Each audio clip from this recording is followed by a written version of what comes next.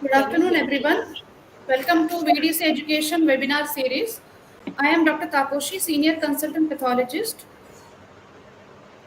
Today's topic is Laboratory Investigations in Thrombophilia by Dr. Shankari, who is working with us as a molecular pathologist, and she is trained in molecular pathologist on various technologies like NGS, digital PCR, RT-PCR, FISH, and she has presented at various national and state conferences.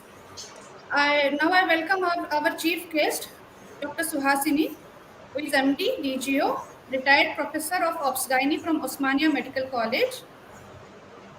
Ma'am has been awarded prize for standing first in surgery from Nagarjuna University and has teaching experience of almost 30 years for MBBS and PG students of ObGy.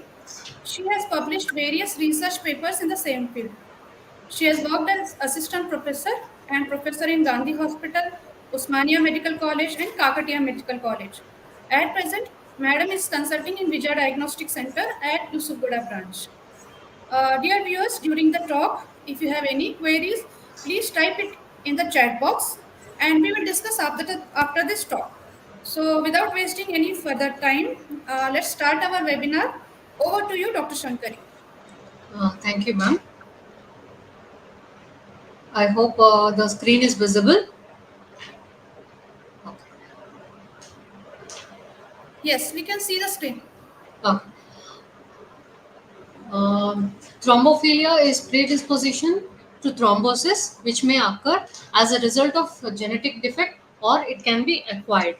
Thrombosis develops due to secondary to alterations in one or more of the components of hemostasis, which includes a increase in the procoagulant factors. There could be an endothelial injury or decrease in the anticoagulant factors, plasma proteins, etc., which finally leads to a hypercoagulable state.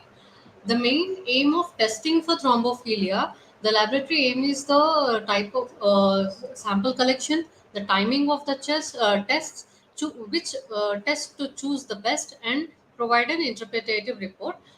It can guide the clinician whether the testing is beneficial or not. Uh, or- there are many risk factors which lead to thrombophilia, out of which inherited accounts for almost 10% of the cases. Uh, Amongst this, the genetic defect in antithrombin, protein C, and protein S, there is a gain of function in factor 5 laden mutation, prothrombin gene mutation, and there is increased levels of factor 8, 9, von Willebrand, and factor 11. And the acquired causes could be prolonged surgery, immobilization, malignancy, congestive heart failure, drugs. Some drugs like tamoxifen, hormonal therapy, pregnancy as such is a hypercoagulable state, nephrotic syndrome, myeloproliferative neoplasm, PNH, IBD, TTP, DIC, APLA syndrome, and HIT. Few of these cases will be looking forward. Despite many listed causes, all the extensive testing which we do, we might not be able to identify the causes. So, almost in 40 to 50% of the cases of thrombosis, no cause will be found. So we must understand that though that it is not the cause, even if we are not able to find out what is the etiology, that doesn't mean that there is no risk of thrombosis. So what are the likely situations where the testing may be ordered? This is always a debatable issue, who to test. So the guidelines vary between ASH and British hematology guidelines, but from most of the publications, we understand that thrombophilia testing can be done in the following cases: thrombosis, when thrombosis occurs at a young age, when there is recurrent thrombosis, family history of thrombosis, or which occurs at an unusual site like abdominal veins, cerebral veins, and dermal. When there is recurrent pregnancy loss and a pregnant woman who has a family history of thrombophilia, and individuals with a family history of antithrombin, protein C, and protein S deficiency, and those with cancers who are at a low or intermediate risk of thrombosis. So, how is history taking very important? It embarks and stresses on the history, and this may help in understanding whether Whether the testing is required or further testing is required in case of inherited disorders. For example, in case of liver disease, anticoagulants are mostly produced by the liver. Whenever the liver is compromised, the anticoagulant nature will be lost, and there will be increase in the thrombosis. In case of renal disease, there will be deficiency of protein C, protein S, and antithrombin. The effects of anticoagulants we will soon see in the further slides, and when there is history of thrombosis and recurrent thrombosis. The time since the thrombotic event is very important, and it is better to avoid testing in acute phase, as most of the anticoagulants are used up and may lead to false positive results. So, some preliminary lab investigations help in the workup of thrombophilia. For example, CBC, myeloproliferative neoplasms, we can diagnose thrombocythemia, CML, and essential thrombocythemia, CML, and polycythemia vera. Pancytopenia in case of PNH, where flow cytometry is indicated for the thrombocytopenia in case of heparin-induced thrombocytopenia. Leukoerythroblastosis in peripheral smear may indicate the presence of malignancy, schistocytes in DIC, TTP, and HUS. As earlier mentioned, liver function test, when there is poor hepatic reserve, it can lead to low protein C, protein S, and antithrombin. Renal function test and LDH raised in PNH and MPN. Screening coagulation tests like PT, APTT, fibrinogen. It is important to do these tests for coagulation, which by themselves may not be a direct indicator of thrombosis, but they will give important clues and tells us whether the sample collection has been proper, and the shortening of clotting time, by knowing the shortening of clotting time. If warfarin is given, PT may be prolonged. In heparin, ABTT may be prolonged. In dysfibrinogenemia, low fibrinogen may be the only clue. So, what is the testing methodologies? It can be clot-based assays, chromogenic tests, immunological tests. Clot-based and chromogenic are the functional tests, where we test for lupus anticoagulant, APC resistance, factor VIII assay, protein C, protein S, and antithrombin. Immunological or antigen antibody based test, done by ELISA, where cardiolipin antibody, beta 2 glycoprotein, homocysteine, and further genetic tests for inherited causes like factor V Leiden mutation, prothrombin gene mutation can be done, and other diseases like in case of MPN, JAK2 mutation, PNH, flow cytometry, and MTHFR gene mutation. So, how is a test selected? Based on the clinical situation, it can be functional based assays or in research setting, and genetic causes in case of consanguineous marriages. So, what are the sample types which are used? 3.2% sodium citrate. It is used for most of the tests: PT, APTT, TT, LA, etc. Serum tubes are used for anticardiolipin antibodies and anti-beta 2 glycoprotein and HIT antibodies. EDTA is used for mutational analysis of factor V Leiden mutation, prothrombin, MTHFR, JAK2, and flow cytometry. So, coming to protease, protein C, it's a vitamin K dependent serine protease synthesized by the liver. Along with protein S, it leaves a factor V, and which acts as a cofactor. It inactivates the factor 8. So the heterozygous condition is its prevalence is 1 in 200 to 1 in 500. So there are two types, type 1 and type 2. Type 1 is it's a quantitative deficiencies which accounts for almost 80% of the cases. Type 2 is qualitative deficiency. It is type 2A and type 2B. Type 2A has both low protein C activity in chromogenic assay, and as well as in low protein C activity in clotting assays. Type 2B, it has normal protein C activity in chromogenic assay, and low PC activity in case of clotting assays. So, snake venom is added, and in chromogenic assay, type 1 deficiency and type sub 2A can be identified. In clotting base, there are two types, one with the addition of APTT and another is Russell's Viper venom, where both the subtypes, type 1, type 2A, type 2B, can be identified. Antigen assays are not preferred, and for inherited causes, PROC1 mutation can be done, which are generally not done. Uh, Once this chromogenic PC assay is done, if at all it is low, we have to check for the other clinical details, presence of anticoagulant, intake of any anticoagulant therapies, etc. And also we have to check for PT, antithrombin, and protein S levels, if which may suggest the assays for factor 7 and factor 10, which are the big which are involved in extrinsic pathway. So once after this is done, if there is raised prothrombin time, or factor 7, 10, or protein S is reduced, it means that it is an acquired cause of protein C deficiency. And if that acquired is suspected, repeat sample is advised, requested if appropriate. If PT, factor 7, factor 10, all are normal, we have to confirm the PC deficiency by doing clotting based assay, which is specifically done in case of type 2B.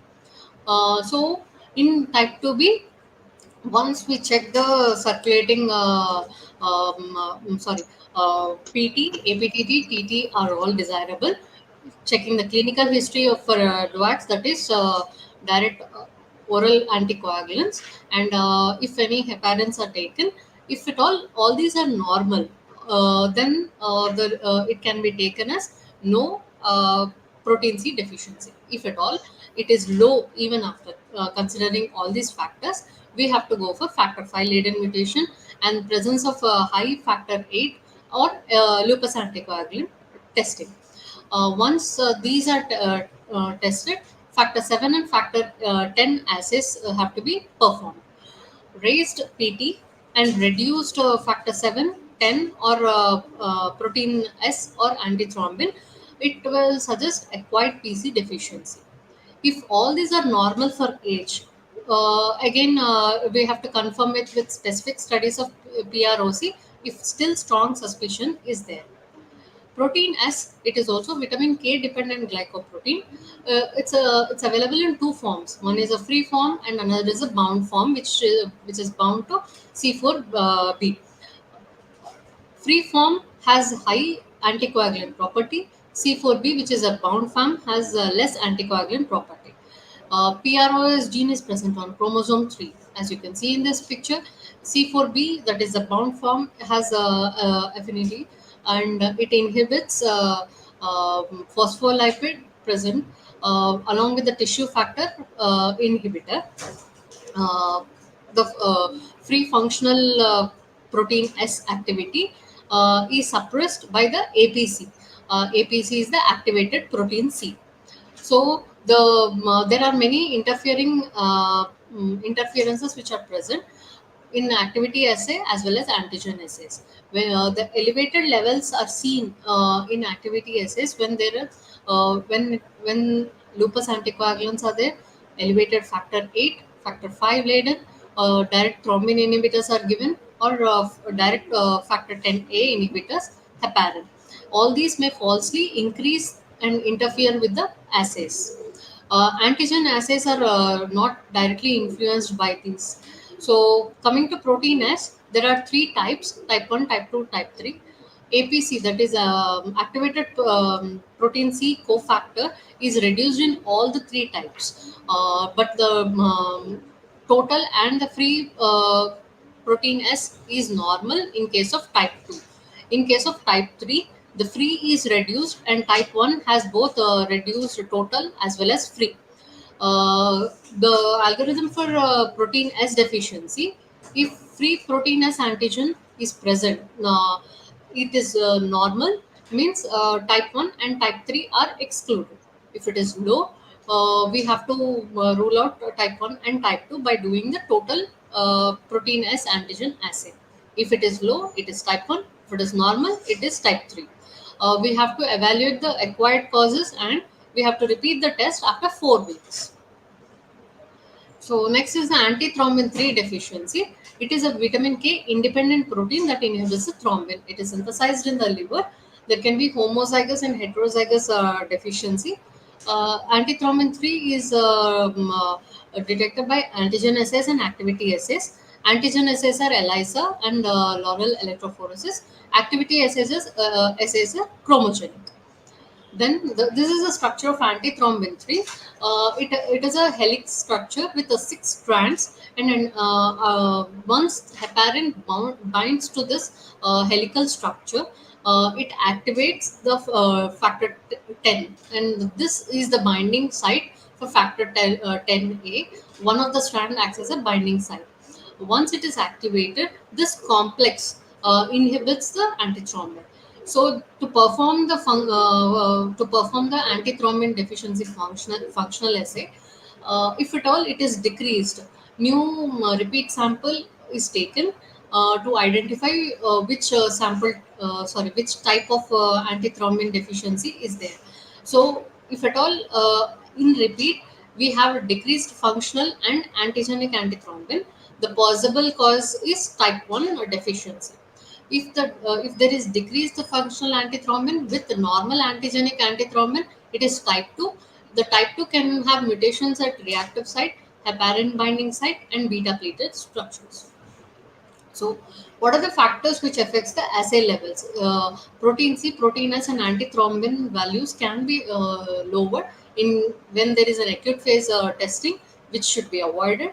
In case of anticoagulant therapy or liver dysfunction, which is the most common cause, and vitamin K dependent are protein C and protein S, these also can lead to lowered values, and also in case of pregnancy.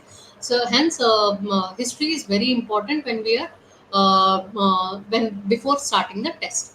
So how does the lab reporting go? We have to have a reference ranges for each and every type of testing. The based on the kit reference ranges should be available. In pediatric, reference ranges are different because of the developmental hemostasis, and confounding variables like pregnancy, liver diseases should be mentioned. So coming next is the lupus anticoagulant. It is an autoantibody which prolongs the clotting time when there is low phospholipid content. This is one of the most important criteria to diagnose APLA syndrome.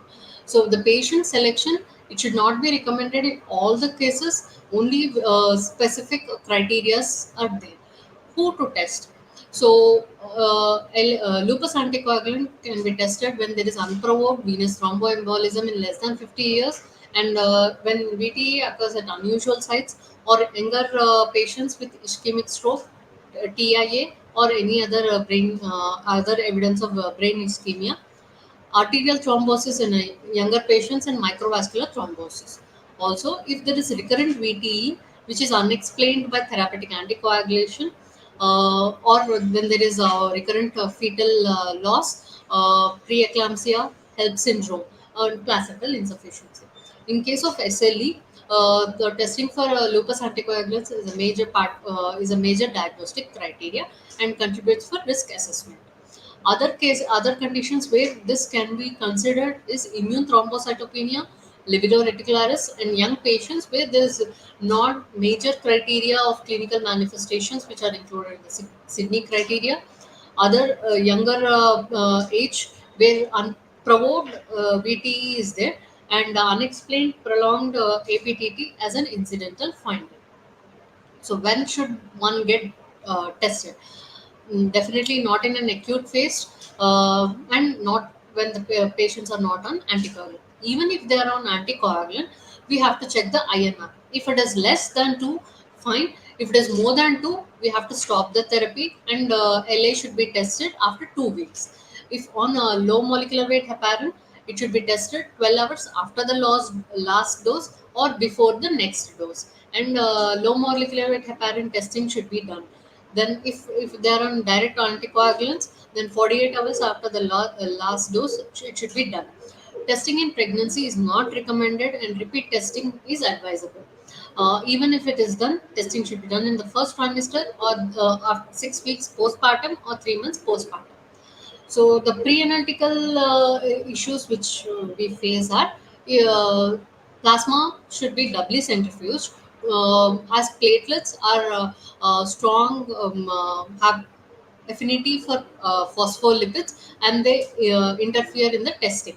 So they should be doubly centrifuged, and we should make sure that platelets are removed. So, PT, APTT, TT, and fibrinogen for the background of anticoagulant usage and coagulopathy, all these should be considered. If the patients are on vitamin K anticoagulant, INR between 1.5 to 3, 1 to 1 is to 1 dilution of pooled plasma, that is normal pooled plasma is recommended. If it is more than 3, if the INR is more than 3, we have to avoid testing for lupus anticoagulant. If it is less than 3, interpret it with caution. So the routine tests which are done for lupus anticoagulant is DRVVT, that is dilute Russell Viper venom test, silica clotting time, and kaolin time, and APTT. Two tests are required for the diagnosis of LA. It is a two-step process. One is a screen time, and another is a confirmed time. Screen time is done with a low phospholipid reagent, and once it is prolonged, then mixing tests are done. So this is a pictorial representation. DRVV is added where it activates a 10 to 10A, and when the low phospholipid content is added, it inhibits the prothrombin and thrombin. Fibrinogen degradation products are increased, and which may lead to uh, the screen time is prolonged. In Mixing studies are done with normal pooled plasma to confirm this. Then once a screen time is done, then we have to do again confirm time where high content of phospholipid is done.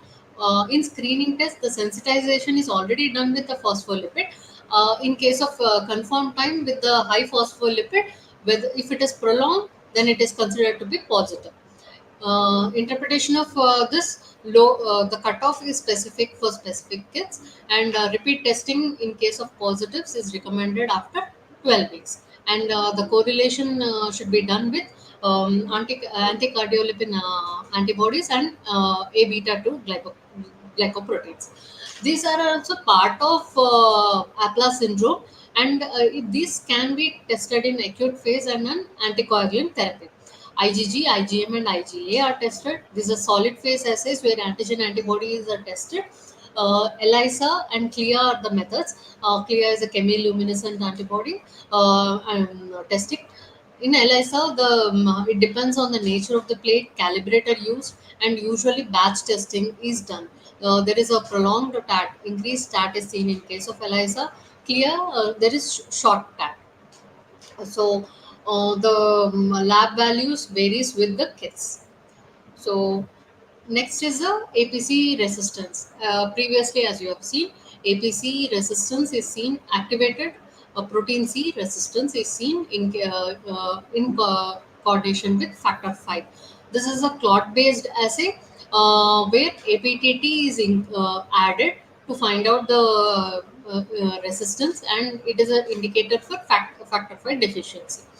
So, next is the factor 5 mutation, Leiden mutation. It is a result of guanine to adenine substitution at the nucleotide 1691 with the translation of glutamine. It results in the resistance to cleavage by activated protein C and relative increase in the thrombin production. These are some of our own cases. Normal factor 5 or factor 2 has two alleles. One is a wild type and another is a mutant. When there is a when there is only wild, it is normal. When there is a presence of wild as well as mutant, it is a heterozygous condition. When there is only mutant, it is a homozygous condition. This is a 14-year-old boy who was evaluated for stroke in young. Thrombosis is present. He was diagnosed with atrial septal aneurysm. His mother expired with scleroderma. He was suspected with autoimmune disease, and further the thrombophilia profile was done and was found to be factor 5 heterozygous. This is a 38-year-old female with raised homocysteine levels, who was planning for pregnancy and has a factor 5 homozygous. As you can see, there is only mutant which is raised.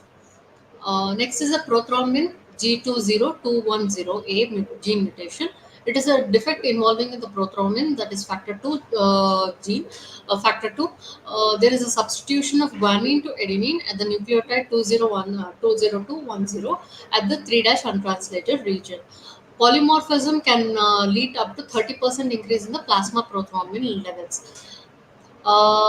This is a young female who was diagnosed with factor 2 heterozygous condition, and this is a case of a young female who was pregnant during delivery. She was diagnosed with a massive pulmonary embolism and has excessive bleeding. She was diagnosed with factor 2 homozygous. These tests can be done factor 5, factor 2 assays, and for the next genetic mutational analysis can be done by PCRs. It can be conventional or real time PCR. Nested real time PCR gives very quick results in within an hour. Then what is the risk, initial and recurrent risk of venous thromboembolism when these mutations are diagnosed? When it is if the heterozygote is having 3 to 4 times the increased risk, homozygote has almost 11 times more risk of developing venous thromboembolism. Recurrent risk is not seen in case of factor 5 or prothrombin gene mutation. However, if there is a compound heterozygote with factor 5 as well as prothrombin gene mutation, which are very rare, the risk is very high, almost 20 times the risk. Protein C, antithrombin deficiency has an initial risk of 16 times. Now, coming to MTHFR, C677T polymorphism and A1298 mutation, homozygotes have higher homocysteine levels. Venous thromboembolism is directly related to the effect, that is raised homocysteine, but not directly to the mutation. These are the homozygous condition, as I've already told. The mutant is raised, and in heterozygous condition, both wild and mutant are raised. JAK2 V617F is done predominantly in case of polycythemia vera and essential thrombocythemia and myelofibrosis. There are two types, that is exon 14 and exon 12. V617 constitute almost 95% of the cases. In highly suspected cases, it can be done as a reflex test with MPL and CALR. So at our place, it is done by droplet digital PCR. It has a prognostic significance, that is, mutational burden is mentioned, and there is an increased risk of thrombotic events when there is JAK2 mutation. It also gives a precise quantification of the nucleic acid copies. This is the interpretation of the digital PCR. Homocysteine assay is done either by ELISA, HPLC, or LI. To conclude, testing for thrombophilia must be preceded with adequate information regarding the risk factors, time since thrombosis, and the presence of anticoagulation. Choice of the test needs to be judicious. Algorithmic approach is always recommended. Abnormal results needs to be confirmed by retesting after a certain time, either 2 weeks or 4 weeks. Pre-analytical variables needs to be controlled, and for any testing, history is always recommended. The theme for World Thrombosis Day is celebrated on October 13th. The theme for 2023 to 25 is Move Against Thrombosis. Thank you. Oh, that was Thank you, Dr. Shankari, for such an enlightening lecture. She has covered various aspects in thrombophilia, right from the basic tests like protein C, protein S, till all the molecular or mutational studies. Our chief guest, Suhasini ma'am, would you like to share your insight, please? yes. Dr. Shankari has given. Can you hear me? Yes, ma'am. Okay.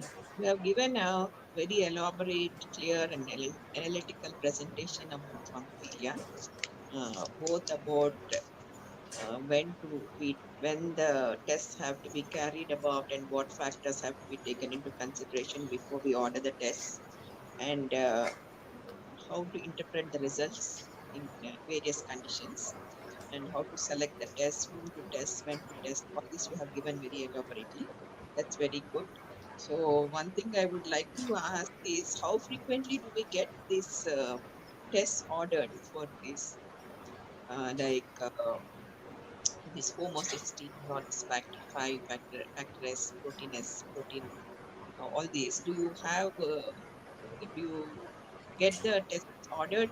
I mean, how frequently are they asked It's for? done almost daily, ma'am. It's Oh, almost is done it? Oh, daily. that's good. Yeah. Oh, that's very good. Okay. So there is good awareness about this now. So they are ordering the tests. So we do find, in that when there is no suddenly out of the blue, the patient suddenly has, like you have described a case where there is a pulmonary embolism, patient has expired with no reason. It also has medical legal implications because there is no obvious cause, so mostly the obstetrician is taken blamed for that. Mm. So all this throws light upon so many etiological causes which can be and also spontaneous thromboembolism we are seeing very frequently nowadays in young patients, thrombosis, deaths. Now they are attributing this to COVID, a short COVID, long COVID, and all these things. So I don't know how much they're confirmed, but I think in the future these will be more frequently tested for because the incidence also is going up. We don't know whether because of whatever the reason. So that was a very good presentation, very clearly given. So I was also enlightened by your lecture, by your Vijaya and all that. Thank you, Shankari. Thank you. Thank you, ma'am. Mm. I cannot see any questions in the chat box. So we can end the session, Dr. Shankari. Thank you, viewers, for joining us.